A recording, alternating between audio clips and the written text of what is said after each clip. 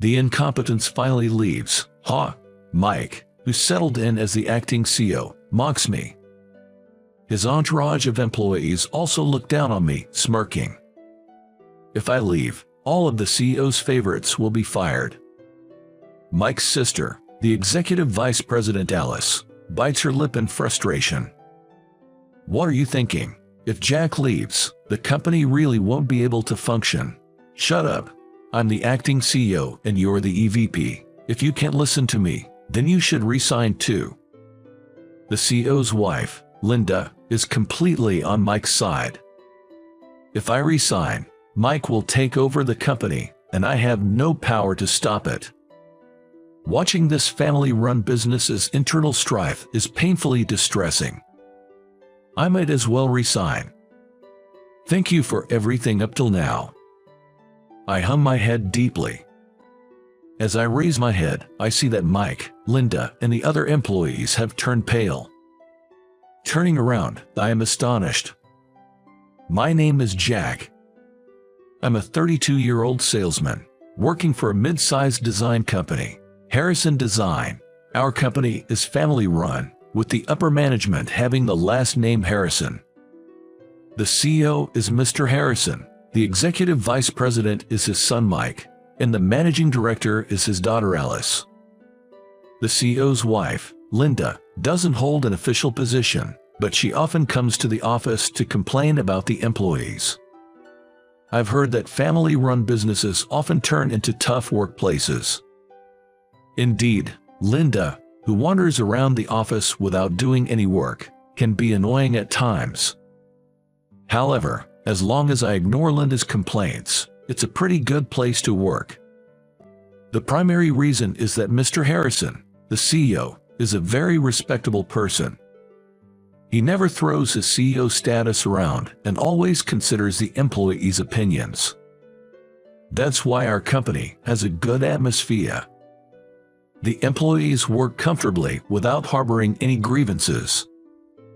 Mr. Harrison's children joined the company's leadership about 5 years ago. His eldest daughter Alice is a year older than his son Mike, but Alice is just the managing director, and Mike is the executive vice president. Alice doesn't really complain about this. Alice, a graduate from a renowned university in a major city, is extremely capable and never brags about it. She puts the employees' comfort first, making her the type of female supervisor you'd willingly follow. On the other hand, Mike, who became the executive vice president, is somewhat problematic.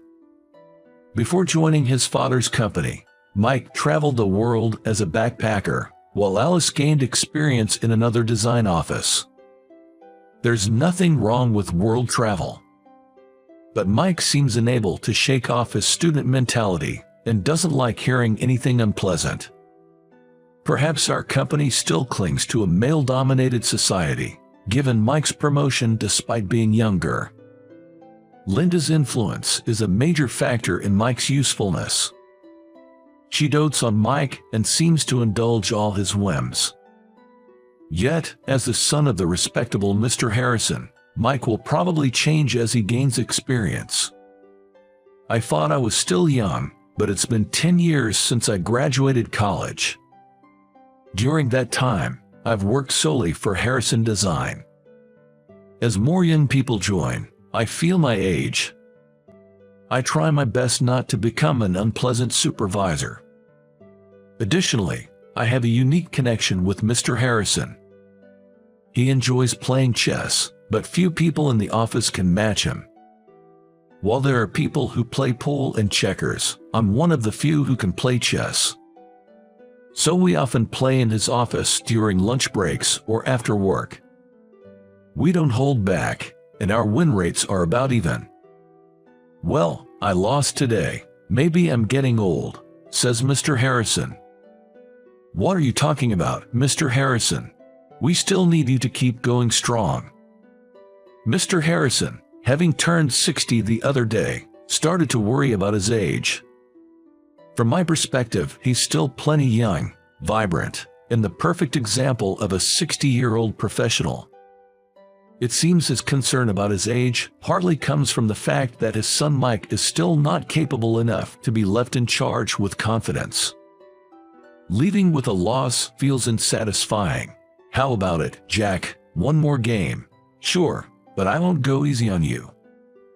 Mr. Harrison laughs heartily, and we begin setting up the chess pieces again.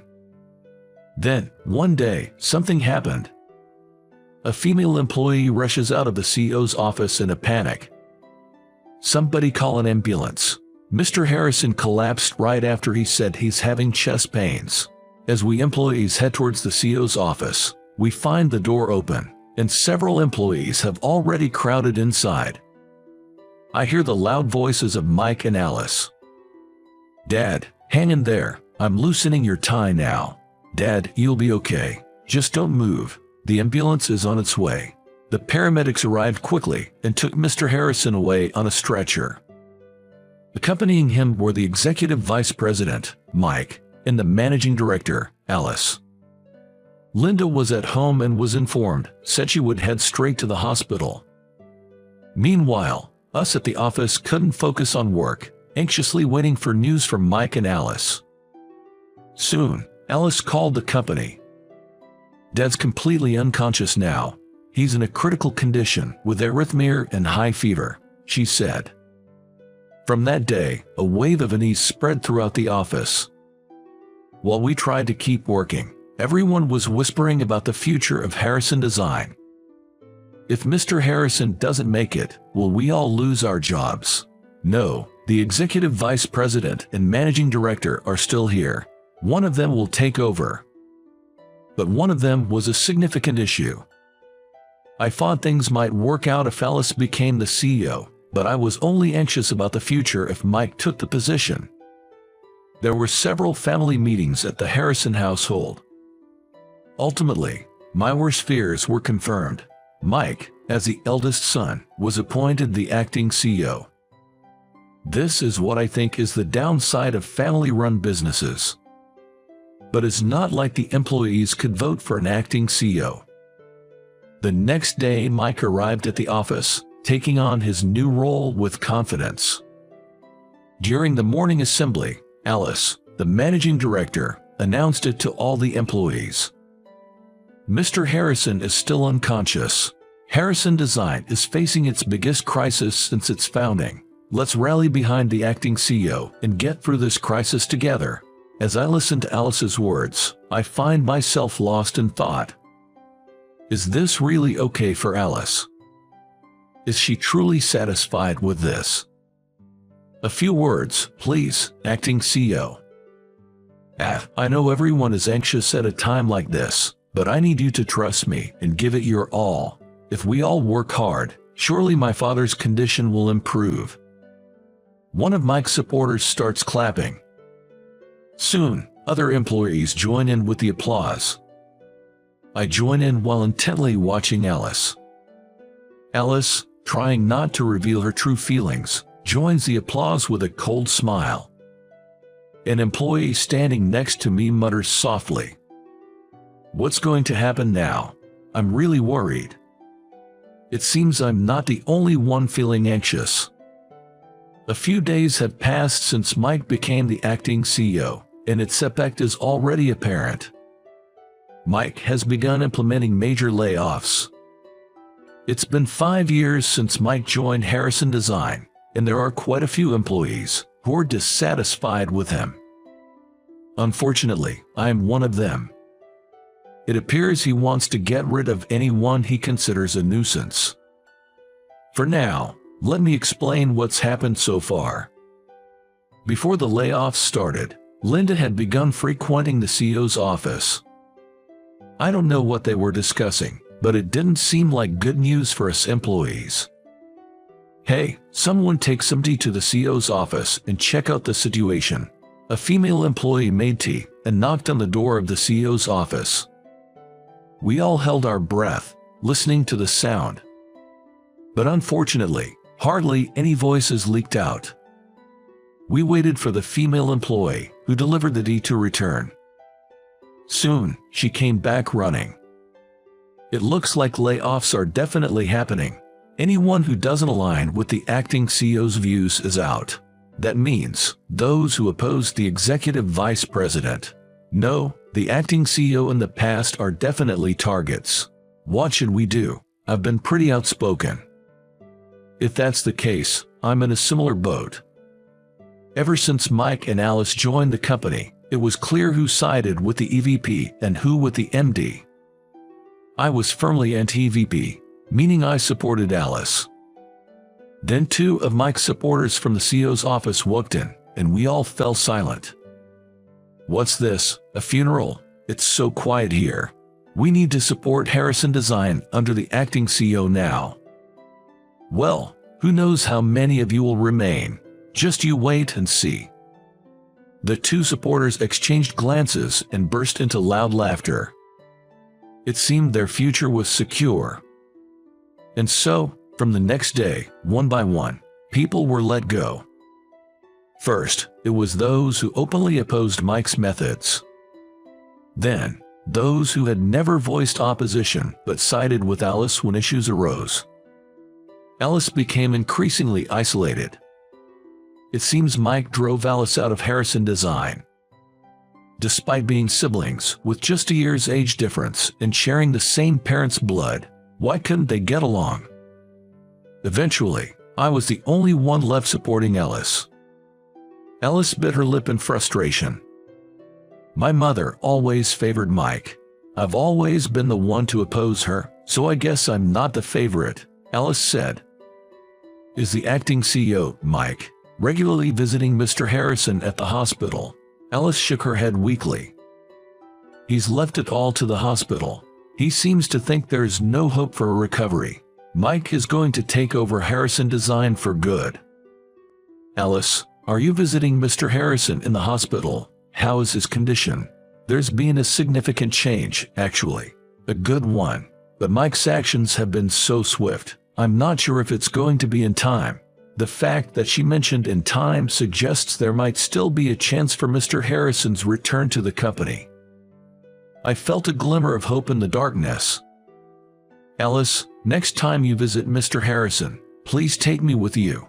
I might not be able to make much difference, but I want to help in any way I can for his recovery. Thank you. I haven't been to visit in the last few days. Let's go right after work today. Just then, one of Mike's supporters approached and directed me to the CEO's office. Alice's face tensed up. It looked like my time had come to be let go. I bowed deeply to Alice.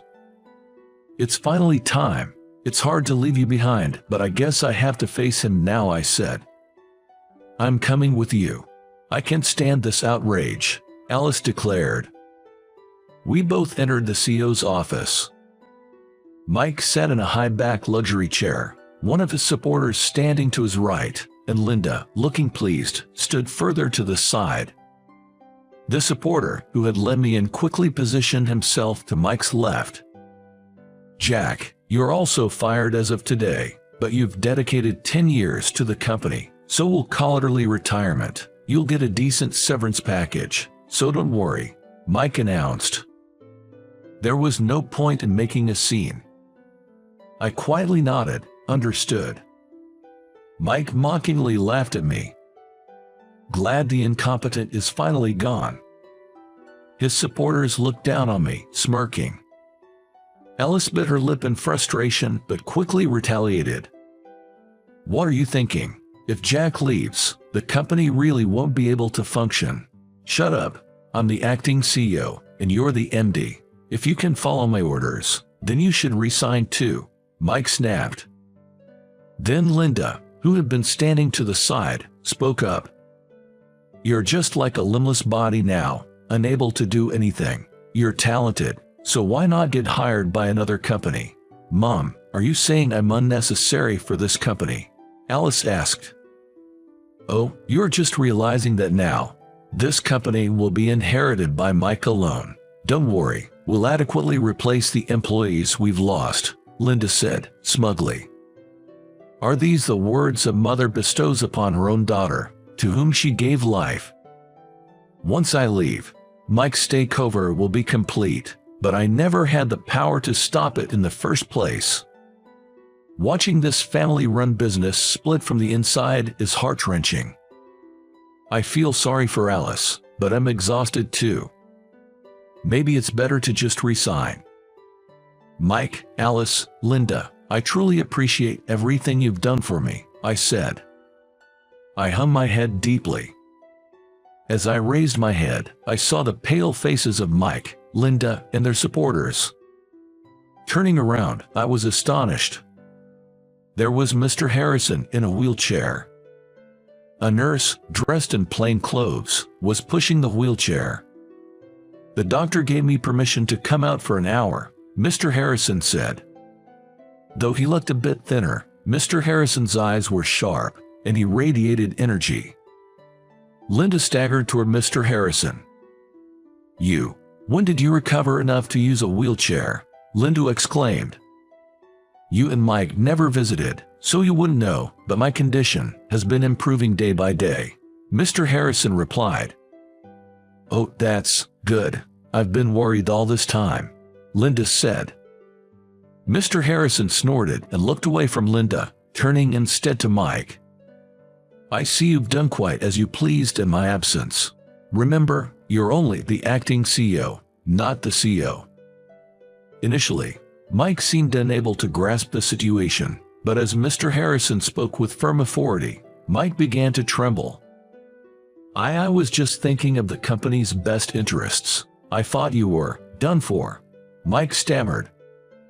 You underestimated me. I'm not one to be incapacitated by something like this. My pulse has stabilized, and my fever has gone down, Mr. Harrison asserted. That's great. I've been so worried, Mike replied, trying to sound sincere. Mr. Harrison glared at Mike. Don't say things you don't mean, but fine. It's probably your mother's influence anyway. It's a misunderstanding, dear. I would never put such ideas in Mike's head, Linda protested. I've known you long enough to know better. Anyway, Alice, I'm feeling a bit tired. Could you call an assisted taxi to take me back to the hospital? Mr. Harrison requested. Of course, Dad. I'll have you give orders from your hospital room. I'll be your hands and feet, Alice responded. Thanks to the incredible commotion, my early retirement was called off.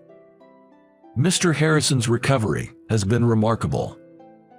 He's been working hard on rehabilitation to rebuild the muscles that weakened during his hospital stay. Gradually, he started to walk on his own again.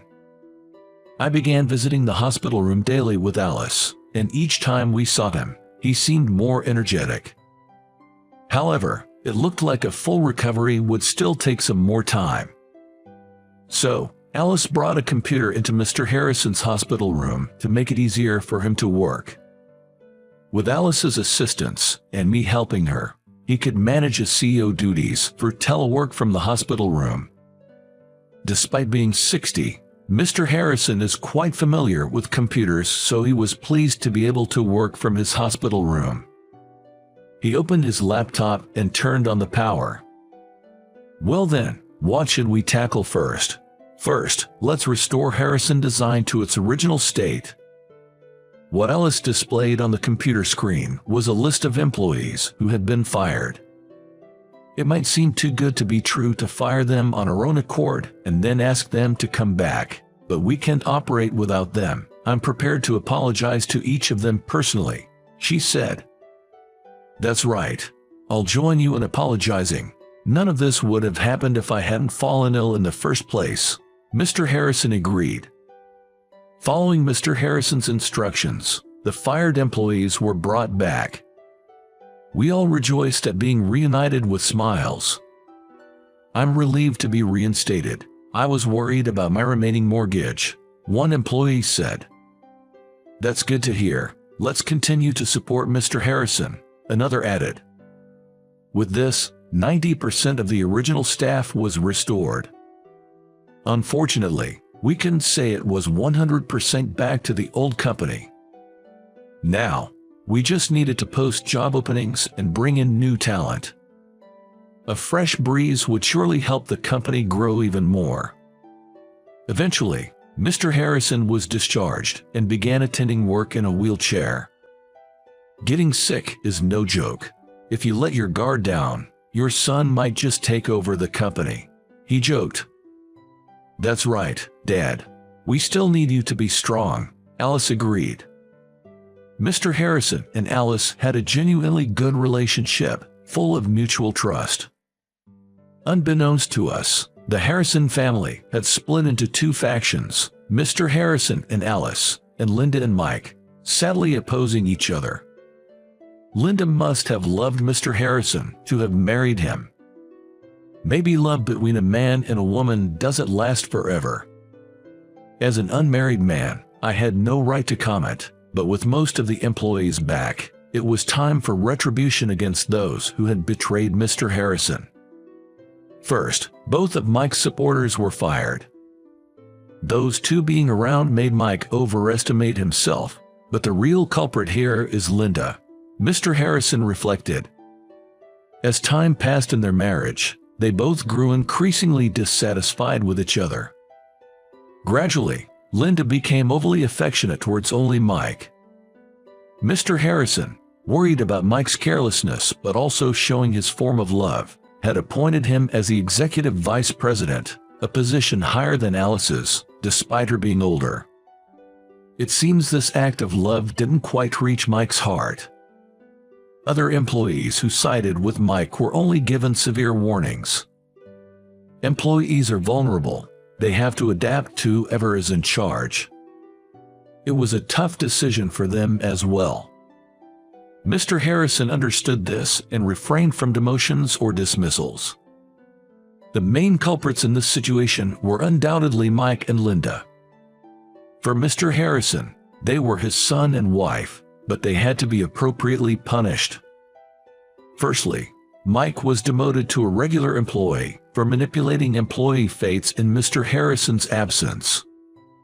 This personal decision seemed to have hit Mike hard.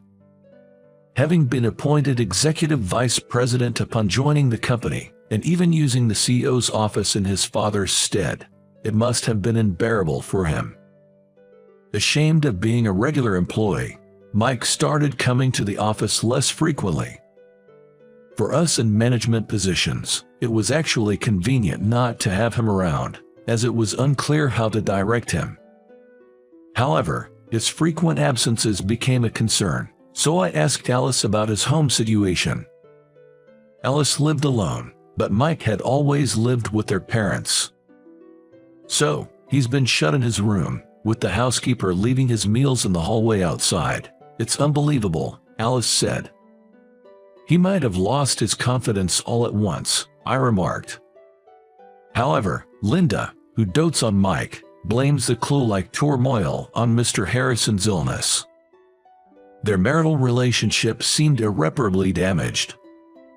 Both Mr. Harrison and Linda, deeply caring for their children, were living together for their sake, even though it was a struggle. Mr. Harrison decided to punish Linda as well, banning her from entering the company. When Linda complained, Mr. Harrison showed her photos and documents gathered by a detective agency. "You've been having an affair all this time. Did you think I knew nothing about it?" he confronted her. The reason Linda frequently visited Harrison Design was because her lover was there. Her lover was a young employee in his 30s, to whom Linda had been generously giving a lot of money. Since Mike became acting CEO, there had even been talks of promoting this man to a managerial position as a special favor. "I had feelings for you after all these years together, but with this incident, even that's gone. The money you squandered was earned through my hard work," Mr. Harrison lamented. Linda desperately made excuses, but Mr. Harrison was not willing to listen. As the CEO's wife, her attempts to privatize the company were a serious offense. Mr. Harrison and Linda ended up getting a late-life divorce. However, Linda's lover quickly submitted his resignation and returned to his hometown. Mike, who adored Linda, vehemently opposed the divorce. "It's unfair to Mom. How is she supposed to live if they divorce now?" She should just work or do something. It's normal to work to live. You should try working for a change, Mr. Harrison responded. Eventually, Mr. Harrison fired Mike, who showed no inclination to work at all.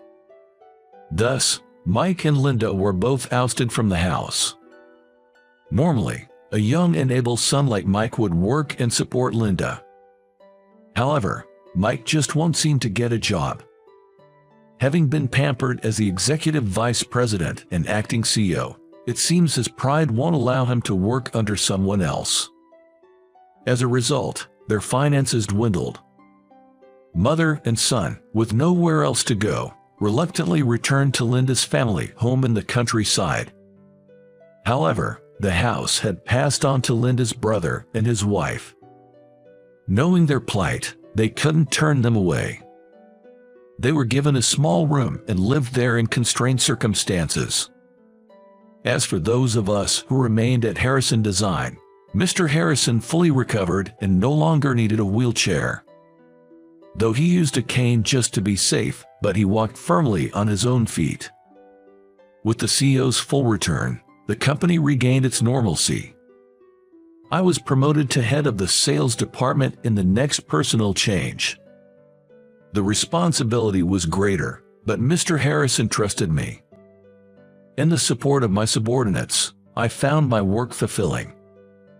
Ellis became the executive vice president, serving as an excellent confidant and advisor to Mr. Harrison. I should have appointed Alice as the executive vice president from the beginning.